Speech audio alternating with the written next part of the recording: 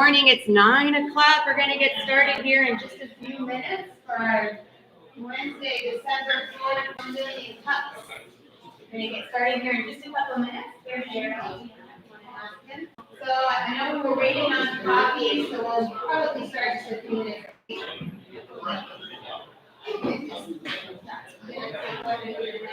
Gerald, want to make sure our Zoom is recording? Zoom is recording.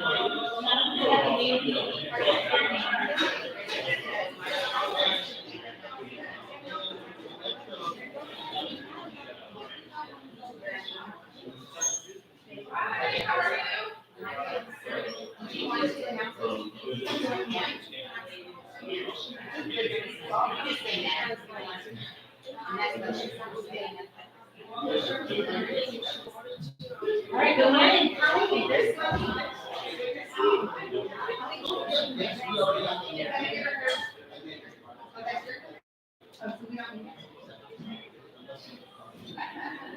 All right, everyone, we're going to get started. It's 9 o'clock. Hopefully you can hear me. And I think Carmen's turned the music off so we can get our event started here today. Welcome back, everyone. We're really glad that you came in here today because we have a great presenter. We have a few things to announce. And I'm Melissa Wilson. If you haven't met me before, I'm one of the volunteer organizers for 1 Million Cups. I'm an MC, and I've been supporting 1 Million Cups since 2018. Can you hear me, Josh? Okay, but can you hear me in the back, Colleen? Hi, welcome. Can you hear me in the back? All right, because this is our main presenting room. This is what we're, so I'm going to go ahead and make sure that we're staying on time. I think time is happening right now. So we'll take care of a few housekeeping things while we're waiting for our friends in the kitchen to come here. Just know that every week when you come to 1 Million Cups, we have free coffee. Free coffee is almost always sponsored by one of our community supporters. So we have coffee. Sometimes we'll have snacks. Today we have amazing sweet potato pie. And quiche. Yes, and quiche. So do you have anything to avoid for you? All right. I want to welcome Lynette. We haven't met yet. Hi, Lynette. I'm Melissa. You're this Oakland THRIVE, Oakland County Economic Development, right? So thank you for coming today to our 1 Million Cups meeting. If you're an Oakland THRIVE partner, can you raise your hands in the room? Bridget, hi there, Tanisha. Do we have any other partners? And then, yeah, and what's your name? Oh, that's right, I knew that. Okay, so I'm just pointing that out for those in the room. If you want to say hi to these folks that are here, they are here to support new business owners and people who are in startup. 1 Million Cups is set up specifically for startup businesses. 1 Million Cups was launched in 2012 by the Kaufman Foundation out of Kansas City, Missouri. And they were discovering that all the money they were putting into startup businesses was kind of flipping away. So they had a grassroots effort go out in the community in Kansas City 13 years ago to meet up in coffee shops with startup business owners, right? So that they could kind of talk to them on a more casual level and see what it is that they could offer to help them stay active and sustainable in their business. So 1 Million Cups was born because it takes 1 million cups of coffee, right, to make those relationships that we need to keep our startup businesses fully functional and sustainable. One of the things that's changed over the years with 1 Million Cups is that they are now using the tagline that they are radically inclusive. So we make a strong effort here at our Detroit Metro community to be as inclusive as possible. And by seeing as many people who continue to come back here week after week, I feel that you can feel that from us, right? So who has been here before? If you can just raise your hands. So look around at all your friends, right? Whether you're here every week or not, we're here every week, and we're super happy that you come. If you're a new person who's never been here before, can you raise your hand just so we can say hi to you as we move around today? Yeah? Okay, cool. There's a couple of us here today. Thank you for coming. We meet every single week. 8:30 is when coffee is served, and then 9 to 10 is our presentation. So we're doing a few minutes of housekeeping right now. I want to mention that we do have a Zoom room active through the end of this year. Do we have anyone on Zoom, Daryl? We do? Excellent. 4 people on Zoom, and we also are running YouTube Live, which I'm sure I keep walking out of the camera. Yeah. YouTube Live. So eventually we're going to not have Zoom and just have YouTube Live because 1 Million Plus headquarters is getting rid of our account, everybody's account. Because they want us all to meet in person. Because why not, right? We meet in person. This is how we do this. I forgot to ask another question. If you've been a presenter here in Detroit Metro before, can you raise your hand if you've presented before? Look at all you guys coming back. Thank you for coming back, because this ecosystem is where we want you to be here to be able to continue to offer your support to the people who do present. And so speaking of that, I'm just going to say that rule right now, right in the beginning. So when our presenter finishes their 5 to 10 minute presentation today, the audience then gets the opportunity to offer suggestions or collaborations or connections or even just experiences that they can offer the presenter that they have to help them sort of see, yes, keep going, keep taking the next step on this journey because you've got this, and I'm here to offer you something to support what you offer. So we want you to come up and speak on the microphone so that it can be on the Zoom and it can be on the YouTube, and then everyone else in the room can hear, because even if you think you're loud from up here, maybe we can't hear you way back where you're sitting by the Christmas tree down there. Okay, so a couple of announcements. Let's see. Well, first I want to thank the coffee sponsor, right? Thank you so much for bringing the coffee today. Potato delight. Bring coffee and sweet potato, actually. So you pay for the coffee, which is Darren Jones, who presented here on the 20th of November on his business. So we're happy to keep you all in this community. Another announcement is by our venue. So our venue here is Incubizo. Hope you guys love this as much as we do. We love this working space. Josh and Carmen are our supports here, and they are offering a special for $99. You can work here, $99 only for 1 million plus people that come to these. $99 a month. You have to do a 12-month commitment, but this is a pretty low price point for them that they're offering, and we're really excited that it's going to be offered just to our group of how many? 50 people. So consider talking to Josh and Carmen about that later. They do have a QR code to get you more information about that. All right, any other announcements? Okay, so can we go to the next slide now? We don't have the clicker up here. So we do want to remind everyone that you too can be a presenter. If you have not been a presenter before, as you saw, there's probably 5 or 6 presenters in the room, and you're considering applying to present. It's very simple. 1millioncups.com/present. It's like a 3 or 4 question questionnaire. Who are you? What is your business? And where are you stuck? Like, what are you looking to garner from this community to help you to move forward and sustain your business, right? So we're always looking for presenters. We have the opportunity for you to receive media coverage. There's experts in the room. There are people that are Oakland THRIVE partners that can always help you, but you have to come up and be vulnerable and present. Now, notice that I'm saying present and not pitch, right? So this community is not about pitching. There's one company that will get to pitch today, and that is Sweet Potato Delight. She will pitch at the end, right? And that means, she's going to tell you what she has to sell and ask you to buy it and see if you have any compliments or comments for what she's providing. Totally fine. The presenter, not pitching. They're coming up here and being kind of vulnerable in a way, right? Because you want to be a confident business owner, but in this room, they're all going to be able to help them, overcome some of the things that are holding them back. Now, we do want organizers to join our committee. So organizing is the volunteer position. So I'm a volunteer organizer. Darryl is a volunteer organizer here at the Zoom. Who else is in? Benjamin is a volunteer. Whatever. Christina is an organizer. We have a new organizer joining us. Milton, can you raise your hand? Who's a past presenter. PJ in the back, recent past presenter. And so we get together once a week on Friday morning for an hour virtual meeting to talk about how things went today.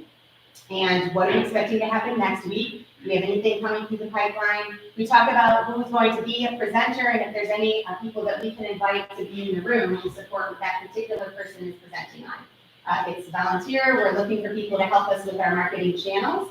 So David Benjamin is our kind of lead in marketing, but we have YouTube, LinkedIn, Facebook, and Instagram. So if we had one person just watching each one of those, that'd be really helpful. You should be volunteering about an hour or so of your time a week. Interested, apply to be an organizer. You can just do that from the main website. All right, you go to the next one. Okay, so last night, this is going to be a smidge longer than normal, so sorry. But last night I went to the 1 Million Cups headquarters mixer. It was virtual. It was all of the regions around the United States, and There were a few organizers on there. It's always so good to hear that there are active communities just like ours that are super excited and think they're the best. And like Dallas thought they had the best group, and Boston thought they had the best group, and Tampa thought they had the best group. I just got my mouth closed. I was like, we have a good secret here.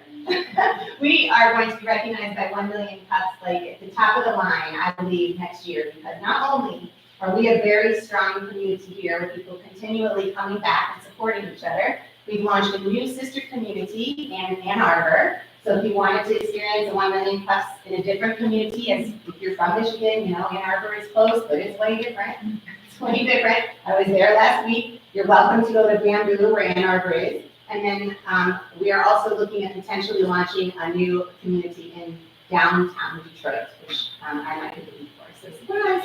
Surprise! I may be doing that. So one of the things I found out is that our actual number of communities that are all meeting today, Wednesdays, every Wednesday morning, that's our required date to meet as part of our framework. There's 103 communities meeting today. 103. The number of new communities, Ann Arbor being included on that, there are 24 new communities in that number. Number of organizers in the United States, volunteer organizers, 685 total, right? So we happen to have a little bit of a larger organizing group, but I was a part of 1 million cups before Oakland THRIVE came in to support us, and we had like four people. Now we have like 10, which is very, very helpful. 13. More hands, less work, right? More hands, less work. 2024 presenters. Oh gosh, I remember that number. It's like 1,111. It's not that number, but it's very close to that number. I was surprised. I should have put that one on here. And then the last thing I want to mention is they are going to create a summit.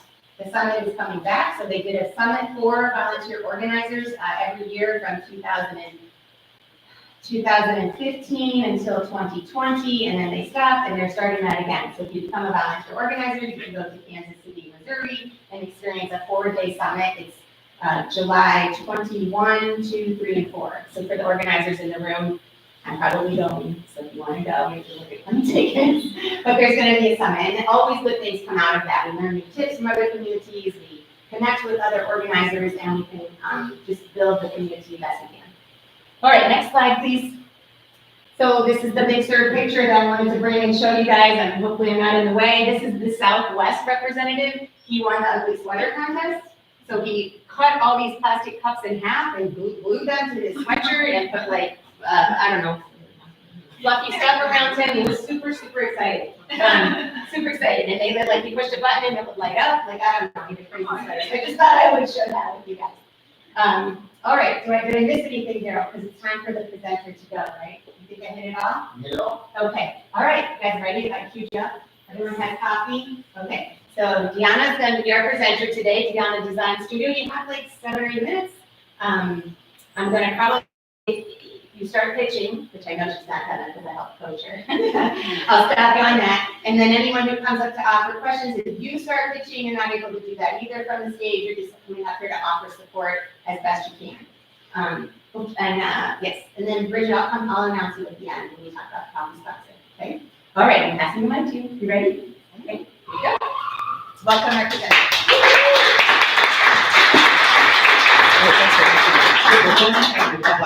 Good morning. Yeah.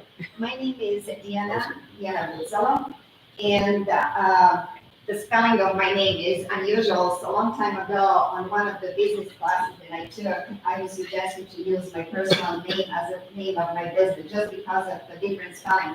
It's actually, I'm from Bosnia, and I just want to give you just a little bit of, about my name. The J is pronounced as a yes, so this is why Dijana. You can go to the next. Okay, who is Dijana and Dijana Design Studio LLC? All my life, I had a passion for the creating. Sewing was very common in my family, and I was not surprised, and I took that as a profession. So I am trained fashion designer. In fact, in the days, we learned how to really make the garments. So we had to know, in the schools, they taught us the tailoring, really, detailed tailoring and designing and what the fabric is made of. So it was not really surprised that I took that as my profession. When I came in America in 1996 from Bosnia after war, I started as a seamstress for all minimum wage. I didn't speak any of English, so I apologize if I butcher some words today. I'm still learning. I started very humbly with being a seamstress, and slowly but surely I built up, my business through the costume clothing and costumes. I'm very known in the Metro Detroit as a costume designer, especially amongst the pole dance ensembles and opera performers. So, sometimes in the 20, I would say 12, I decided, because people would always compliment my clothing, I decided to start my own clothing line. And the response was great. Obviously, it was the first, like every another business, it was very, very expensive. I don't want to say cheap, but you learn as you go. The reason why business is I felt confident. First of all, this country is giving me great opportunity to have a business. Another thing is I wanted that freedom of to be creative, to express myself through my designs. And definitely financial independence, because you never know if you're gonna last as a seamstress, because that's almost, I don't wanna say forgotten trade, but is not, first of all, is not appreciated enough. So another reason, one of the reasons was why I opened my business is that financial independence. To the next slide, please. So I like to call my business crop to couture. It's like a farm to table concept. The reason why I do that, because I know what the fabric is made of. So I know how to make a pattern. I know how to sew. I know how to cut. Why I wouldn't try to sell it? So when you think that way, it's like I don't need to outsource. I can make everything in my own house, which is great. My products are my fashion lines. I have I'm sorry. So I have my small fashion line. Some pieces are one of a kind. Some pieces are produced in a multiple collections, but never more than 5. I kind of told myself I want to be not exclusive, but at the same time, I want to have uniqueness in my business. And one thing that I learned taking my business classes, I decided the size of my business, how big or small my business should be.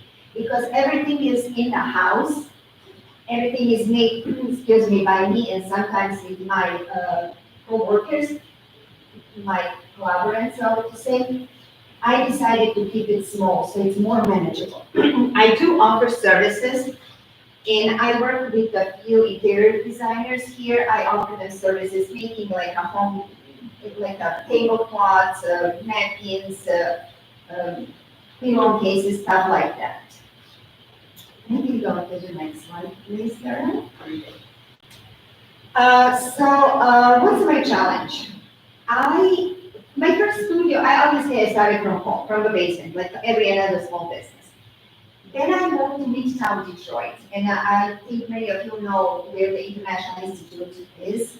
So I had a beautiful studio with like a 22 feet glass window. It was great. Exposure was great. I was doing really, really nice. But my clients had the trouble coming when how Detroit was growing, so to say, coming back.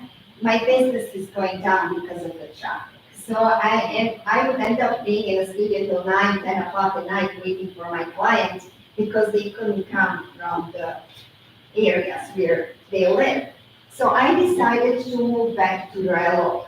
In Royal Oak, I opened a store, but at the same, partially I was working from home. And I'll come back to that store, but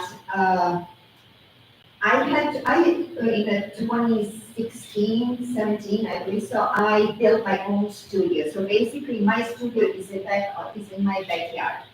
With the concept, okay, I'm gonna have people coming here. I can make like open studio days. I can have people coming here and they can shop. You know, they can see machinery, they can see everything, where everything is made. I was like, well, that's a great concept because, again, I'm from Europe and this is you can see numerous of the boutiques with the same concept. You can see machinery, you can see where everything is made, and then on this side, everything is sold. So anyway, I realized that's not gonna work, especially after COVID. So now I'm here in front of you guys because I wanna go back to retail, to brick and mortar, but I am way too small to afford like a $5,000 rent day. And I was thinking, you can go to the next slide, please. So I was thinking, if you know those concepts like hair salons in Royal Oak or Ferndale, when they have a small independent shops. Actually, yesterday I spoke with one lady who's also in a she's hairdresser. So can you imagine those shops being filled with another small businesses, photographers, jewelry makers, dressmakers, whatever. You walk into that space, like let's imagine this space, and you have a different, like a small mini mall. So that's a concept, and I was thinking, but I was like, maybe it's not really the best concept. So because, and it would be in price range for us super small businesses. I hope you know what I'm thinking. Trust me, I have a book of every pros and cons. Why and why not to do that? So I've been working on this concept for 2 years. But again, it's just like, okay, rents are expensive. How we can do, and then this is why I decided to present my issue concern in front of you today. And Well, the next slide or not yet? yeah, next time. Yeah. So I realized actually I was selling from my studio, but since COVID, I saw that people are hesitant coming to the private residences. It's been hard. I do have still people coming into my studio, and they don't mind all the mess. Like yesterday, it was a mess, and I had my customer coming, and I had to kind of sweep quickly because really I don't want her to see. I mean, okay, she's gonna see. I have all industrial machinery and everything, but you know the confusion is when they come and they see my little showroom, they're like, oh, you know what? They don't even look at that. Maybe you can make me phone pouch. No, I can't. Maybe you can have. I can't. I cannot afford to spend the time altering, even though I know I don't do custom clothing. I do semi-clothing. So for example, this dress on me, if you want this dress, I can make it customized to you, longer, shorter, longer sleeve, that's it. But people that, they get confused. So say what you I did try pop-up shops. I did, like I said, appointments. I did try wholesale and a consignment that doesn't work because they want arms lights and a whole outfit for free. And then I did festival and events, which is great, but my price point is not festivals. Next slide, Daryl. So next slide, please. So again, I learned the lesson through festival events, appointments. I want to be seen as a really high, my product needs to be seen as a high value product. And I have so many great ideas about possible store. So next. Well, the biggest lesson is, Oh, yeah, location. And I used to be a realtor, so I know this is a very, very important. I ask my clients where they want to see. And I offer them few locations where I was thinking. can you go to the next slide? And then this is the area where I want to be. Berkeley, south of 12 Mile on the college. So I know exactly where I want to be. Another thing that I want to tell you is that I can sell my product. I don't have a problem selling the product. I know if I have you in front of me, I don't have a problem selling because I stand behind my product. The thing is, how to make accessible that the customer can come any time of the day when the store is open and shop, not being by appointment, because appointment is commitment. And we have a tendency to break commitments like that, you know. So I have, like I said, pros and cons of the certain areas. And also opening a store, I have a huge book of customers. So partnering with me or collaborating or however we call that, you will get the book of customers, my customers. Obviously, we can share them, we can serve them. Next slide. Next slide, please. Like I said, I had the store in 2020. I had the store, it was great. It was struggling at the beginning because person would come and say, oh, I thought this is $70. No, honey, it's $700 item. It's made here. It's made here. So it's made by my hand, so it's a 700, for example, this dress. I had the store, I had to move because I had a very bad landlord and almost I lost my business because of the roof was going to collapse on my business. And that's the time when I decided to go and open my studio, which is really, really. Next slide. Your own. Okay, Back so, 10 minutes. I need a space where I can like set up it. I don't have to bring my production. I can just have like a 200 square feet space. I'm looking for the business partners. I'm looking for the advisors. I'm looking for the collaborators. I'm just putting in front of you guys something that's so obvious that, and I know so many small businesses are struggling and they're closing, they're ruining their dreams because they cannot afford the high rents. And I like to say they must be going to invest in the store. And then please next slide. And you can find me on my website, dijanabutala.com, phone number, email, send a picture, whatever you want. Thank you. Thank you so much. Thank you. All right, that was amazing. So I wanted to say a couple things. One, we typically only have presenters who've been in business 5 years or less. However, Saidi, who's part of Oakland THRIVE, has been consulting with Dijana and saw this issue. And I saw this too when I was coaching. This is something we can help her with, right? She's looking for her people. So whether you're in business a long time or a short time, when it's an issue that keeps you at like a startup type level, you're going to be able to have a position here to present. So consider that. I thought you did amazing on your presentation. She's a great presenter. She's great. All right. So if you would like to offer some suggestions or experiences that you've had, if you can come line up over here to the left, and we're going to have the microphone to you. So yes, I'm going to let's do this. Yeah, that was so good. That was so good. I think your presentation was so good. So this is the thought that I have, and I like the fact that you're getting so creative with what you see the challenge, but you're open to other possibilities. I love the fact that you were very specific about your ask and what you want in Berkeley in particular. So I have a suggestion for you. There is I guess a retailer consignment shop in Berkeley that I go to, and typically they get their clothes. They're higher end women donate their clothes. They're higher end clothes. I go there all the time to get clothes, but it's a pretty big space. So I'm wondering if you approach them, that these women that are donating their clothes, and most of them still have tags on them. So I know they would be willing to purchase new things because they're donating the old, what they consider old things, with still tags on them, that you can get space there.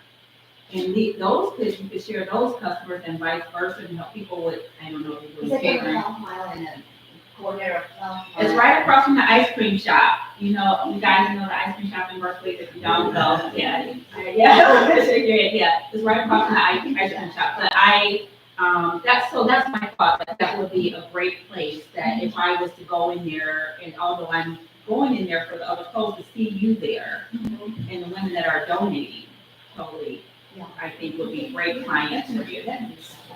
Yeah. I must say, I did consider Rust Belt.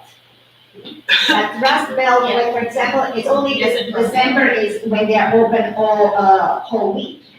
So Rust Belt is good, but it's not good for me at this moment. Just so. I don't think those would be the right clients for you, but based on Yeah. your. Not that we don't love Ferndale. Yeah. No, I love the rest of it, First of all, you have done an amazing job with your research. and taking the time to really understand your business, who your clients are, who your clientele is, and what's the best way for them to shop with you. So congratulations and I applaud you for that. That means you understand the business side of things as well as the creative side of the business. I have a client that might be perfect for you. She is looking to start up an artisan space in Berkeley. So that's a good connection for you, because what she wants to do, she understands your problem. She used to be in Rustville, and it was not the best place for her. She makes jewelry. So she decided, I'm gonna take my money, and I wanna start up a space to help people like her and like you to share a common space so that they can do things exactly like you do. So I'm gonna connect you to her. Thank you so much, I really appreciate it, thank you. Anyone else? Who's next? Come on. You And shall. We got some great ideas in the room. I want to just say something also. Sometimes when I went to see a few properties and they ask you for budget, what I'm gonna tell them? I cannot afford $5,000. And if I tell them less, they don't take you seriously. So that's a problem too. You know. You're exceptionally quiet today. It's interesting topic, probably. So, yeah, come on up. We very much appreciate it for our Zoom audience. I am totally impressed with all of you. You just have done the work. You know, she's a grassroots from her own place, right at her own home, and had grown just amazing, right? So I'm just gonna give a suggestion. She may not like it, but you're talking to a person that comes from a background of retail marketing. So I started my career at Bloomingdale's, New York, as a buyer years ago. And I stayed in retail for a long time. I was even on the vendor side for Asian companies in handbags. And I ended up moving into event marketing with the studios for retail, right, for licensing products. And then from there, I ended up going into, mass retail, to the point that up to 3 years or 4 years ago, I used to run the largest in Michigan, the only store in Michigan that they had, resale shop. And it was over $1 million a year, right? So that shop was very successful. We did all high-end product from people that don't know. Also, the marketing that I have done, the media, and working with retailers within Somerset Mall and so forth. I'm kind of familiar with fabrication, working with sourcing and things like that. Your product needs to be in front of the people that can afford it. Yeah. Okay, because you're not a startup, like you said. In Europe, been there several times, you're right, you go into those showrooms, it's different when you go into New York showrooms, you can see all the work right at their fingertips, all their work is right, people really appreciate that. Here's a little bit different, they don't wanna sell, they just wanna see the final product. They just wanna see the beautiful part of it, right? And you've done so much research of where you need to be and who your clients are, you know what they can afford, you know where you should be. My only suggestion is while you're seeking the right location just for your shop, one of the things that I would suggest is look at who is the best partner for you, who's already established, and your clients also shop. Let's just pretend for the sake they're not around you, Lord Taylor or Saks or something. They could give you a boutique within their retail space because you already have a line of clients.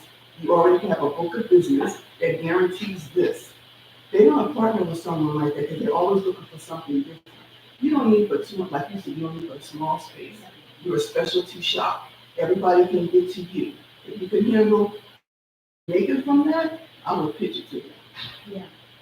I saw that concept very similar last year at Somerset Hall. I had a little area where they would have come. I was like, I can't even, who I'm gonna ask? Do you have a connection for that? You know, I have some people that where they may or may not still be around. My manager used to work there at the time when I was at Kmart doing buying for Kids Fashion. She was in the fashion group of Michigan, and they're still around. And that's what you should be in that group, the fashion group of Michigan. I have to look at the exact name of it, but I'm telling you, the connections you would make there to help you get into where you need to be, you'd be like a star. Is Fashion Group of Michigan an association? Yes. Okay. That's So she has to be a member of a great Michigan. member, that's a great member. But you definitely fit the mold of what they're looking for that space. thank you so much. That's my Yeah. idea. I saw that, No, it's not far. It's not far. David? Oh, that's- I'm gonna start with a question. Have you identified the types of businesses that you want to partner with if you were to get into business with someone in terms of industry or like what it looks like? It would be accessory business, it would be jewelry business, it could be, like I said, photography business, it could be any artist. As long as that person, I would love to have a made in Michigan product, so that would be our strong, like a selling point. It would be something that's just very unique, not very unique, but unique, and also the price range, you know. Okay. I mean, I did hear that some of my prices are almost like a wholesale prices, because my overhead is low, I can keep my prices, but, you know, they're not really. So, I don't know if my idea is a good one or not. Like, doing research in terms of going to, for example, Rust Belt, and where you don't want to be in there, there's a lot of vendors. You might walk around, find some vendors that you like their work. You might want to have a conversation with them. They may be looking for a retail spot, more permanent than them, or they may know someone, right? So it's just spending the time going to events or places like that where there are more of like a pop-up or a short-term for different, right, for those businesses, and just have conversations with them. Because now you're seeking them out of, I like your work, and then have a conversation with people that you like, that you want to purchase. I did exchange an email with, I think it's Bakery and, leather, manufacturer. Pedigree. Yes, I'm sorry, yeah. Pedigree. So, and also, was another man shoemaker, I don't remember, I did exchange, but I did it backward. I was like, I'm gonna find this best spot, then I'm gonna invite you. Versus doing what you said, I should approach them up and say, okay, let's try together. Maybe I should do that. Maybe, yeah, there's, I know people do like glass blowing. Yeah, I think so. Yeah, I know, Rust Belt market, so like that might be, so anyway, it's just an Yeah, that's idea. a great idea. Thank you so much. We have a small business owner, glass one. Hi, how you doing? I was listening back there and, okay, I got it. You got this first. Gotta kind of do it like Yeah, you got this. a rap concert. But I was listening to you back there and I had some ideas about, how we could do a lot of your analytics work. Google Analytics has a great platform for small businesses. If you are not taking advantage of it, if you're in your first year of using Google Analytics, it's actually free. I just looked it up again when I was in the office right there. They're giving $500 in startup money. So where you can use it for your analytics services. And what that'll do for you is that all those parameters that you just said, accessory, jewelry, and things like that, you can put those same parameters inside this Google Analytics tool. And it will tell you all of the businesses that are in this area that are looking for or need, or that you can take advantage of. Google has a wide platform that they're trying to push right now for small businesses because of the month. If you need some help with that, I'm more than happy to help you with that. I understand that a lot of people are not SEO savvy and data savvy, but coming into the information tech age that we're in right now, I can help you with those parameters that you're trying to set. You do have a good platform and a good brain work already established that you just probably need some help with pushing it out to their right audience too. So, sure. Thank you so much. Thank you.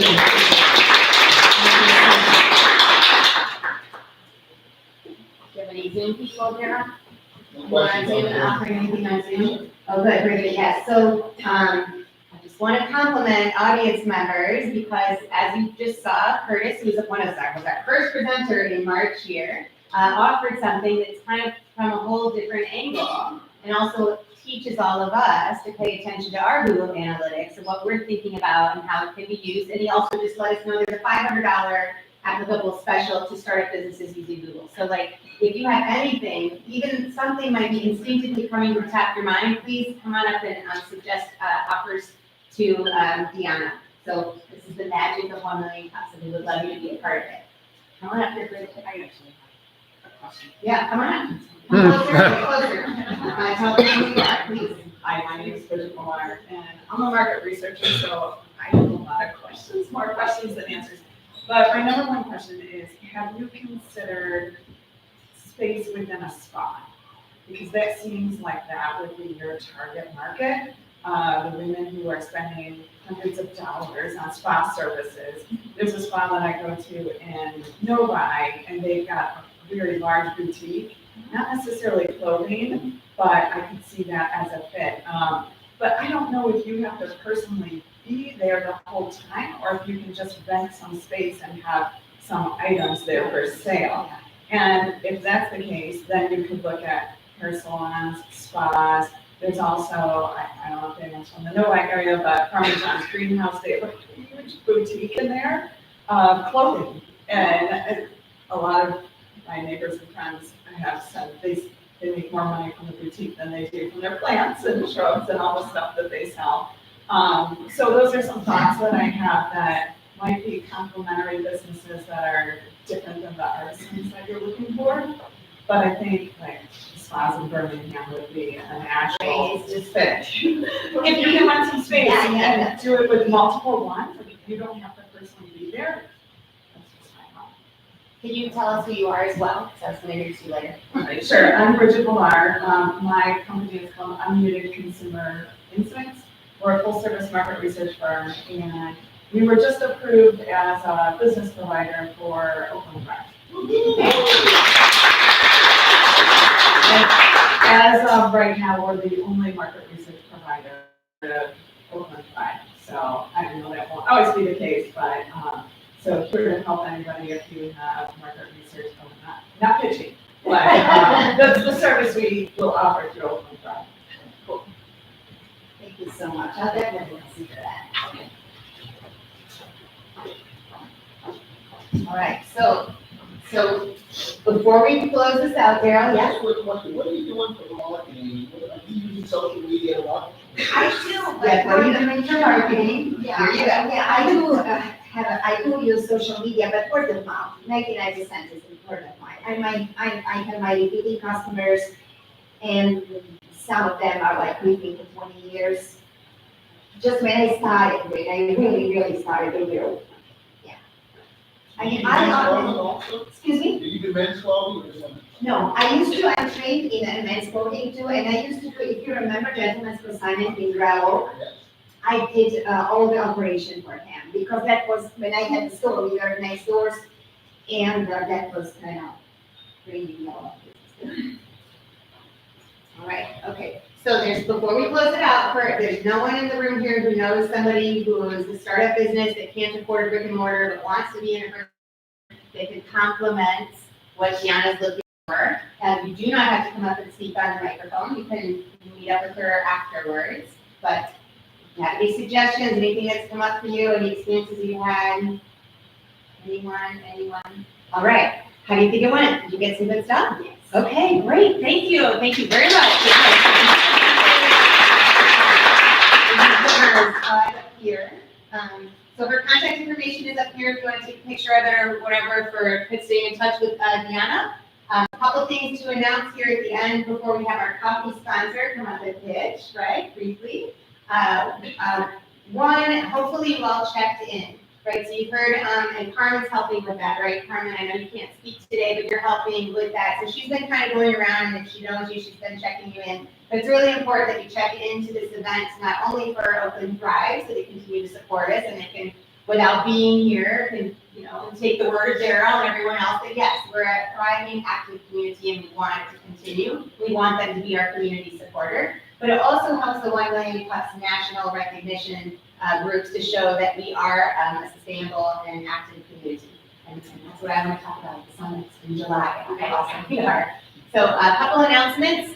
There's going to be a pop-up at Maylee Coffee. I don't think I need it. There's going to be a pop-up at Maylee Coffee. Who was here when Maylee Coffee did their presentation, right? So she's a coffee vendor. She operates out of the Treat Dreams building in Ferndale, just north of 9 Mile. So there's a Maylee Coffee Shop, there's Harold Villain, and there's Treat Dreams, and they're doing a pop-up. So she was a past presenter, and Nibble, who brought those very realistic candles that look like pies and cupcakes and stuff, they're going to be part of that pop-up. So, if you want to support 1 Million Cups presenters from 10 to 2, 10 a.m. to 2 p.m. on this Sunday, if you feel like hanging out in Ferndale and you want to go by and check out their pop-up, please consider doing that. And then there's another announcement walking up from the back of the room. Is this an Oakland THRIVE event? Oakland THRIVE and South Chamber. December 4th, that's today. Okay. So if you don't have plans tonight, and you're willing off the snow, that is not going to happen today. Tri-City Business Holiday Mixer is going to be at Hanson's Hall. Hanson's Hall is a new venue in Ferndale. It's on West 9 Mile. It's like just as you're heading towards Oak Park, just over the Ferndale border. Join us, makes us to network, fellow business owners from Oak Park, Southfield, Lathrup Village. There'll be dinner, so if you don't have plans, it's from 4 to 6.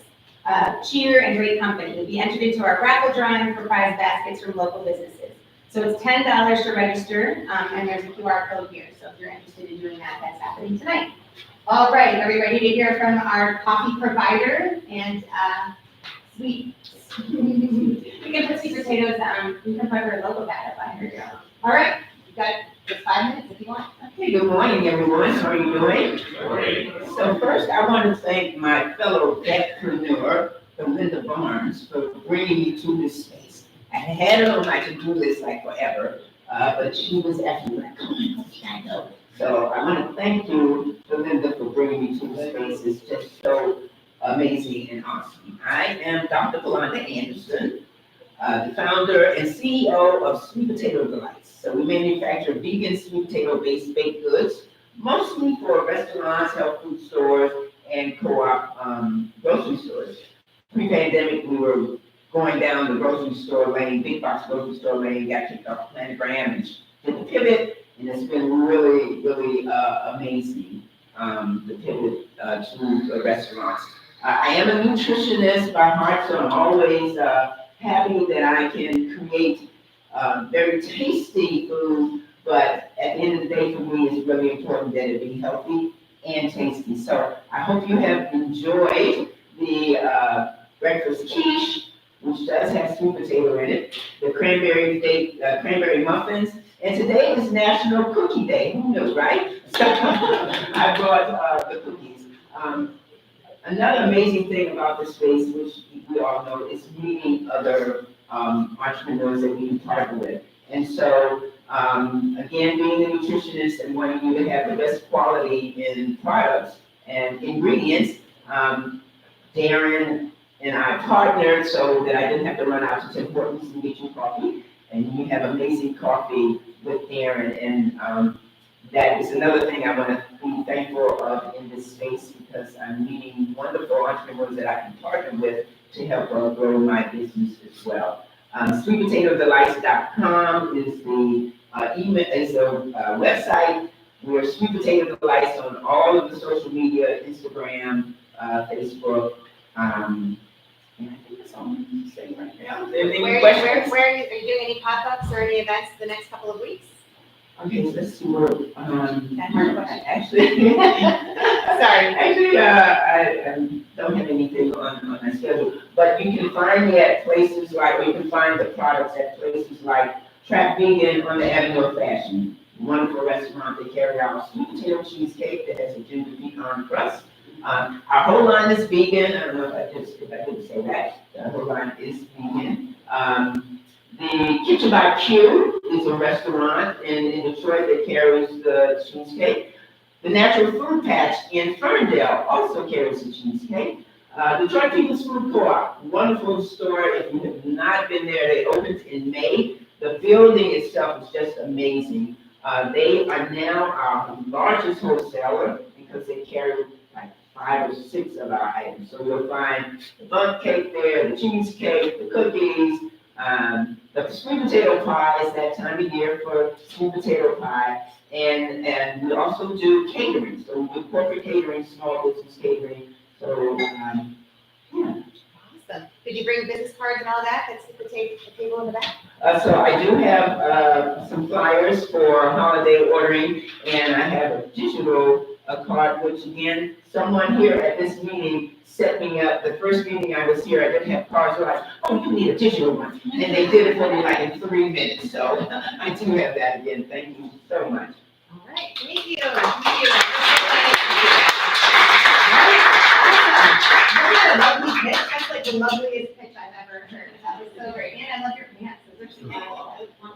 So, okay, we're going to take our group picture. So if you're okay with that, we would love for you to be in our group picture. I use it as the thumbnail to put on our YouTube video. So if you ever want to go back and see what happened in this group, especially for 15 and presenting people. So if we can gather around Carmen, who works here at Incubizo as our magnificent photographer. I think we're gonna end it early, so we get extra time for networking today. So Carmen, where would you like us to gather for the group picture?